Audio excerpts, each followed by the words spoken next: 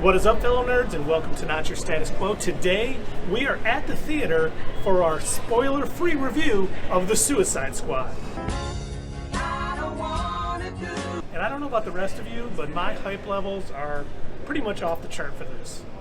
No, not me. I'm trying to keep it low. I want to keep my expectations low so that I'm pleasantly surprised when it happens. Well, that's actually a good response. I kind of like that. I dig that.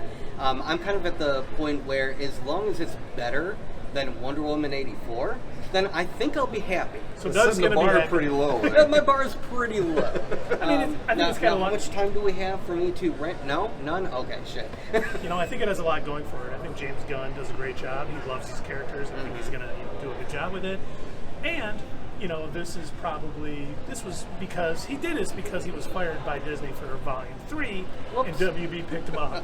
So, thank you, Disney, hopefully. Oh my god, we've got a freaking kaiju up in this shit! Well, we're back. What did you think, guys? Normally, the best part of the movie is my large sprite, which is just absolutely refreshing beyond belief. But today, unfortunately, sorry Sprite, you take a backseat to this movie. I think it lived up to the hype.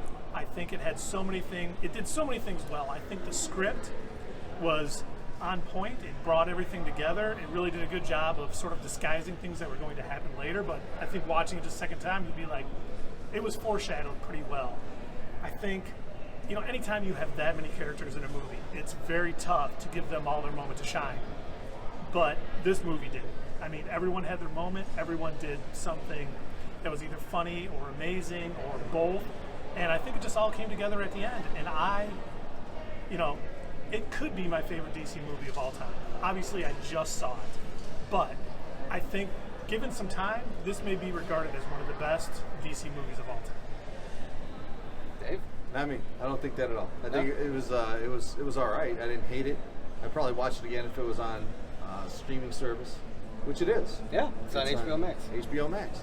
So, so that would be free to watch. So that would be all right. But I wouldn't pay to see it again. No, I didn't hate it, but it wasn't bad. I didn't think it was over the top good.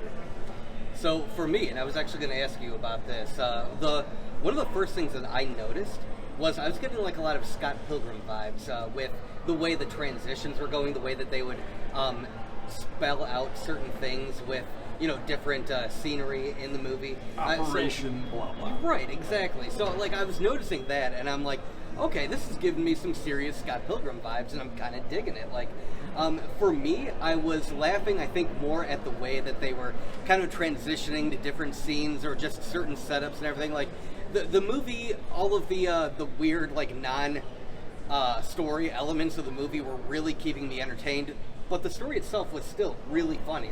It kept me laughing anyway. But, again, like Keith, this is also the first showing, and I don't know, maybe my mind will change on a second viewing, but right now I'm really enjoying this movie. I loved it, and thumbs up, definitely.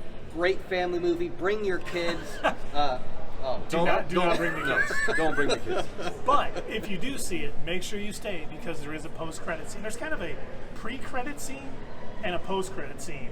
And, they push the story possibly forward in ways that you will see on our What's Next for the DCEU. Check me out now, motherfuckers! It's Starro, like a mighty New York City sewer alligator! Thanks, everybody, and let us know what you thought in the comments below, and we will see you next time on Not Your Status Quo.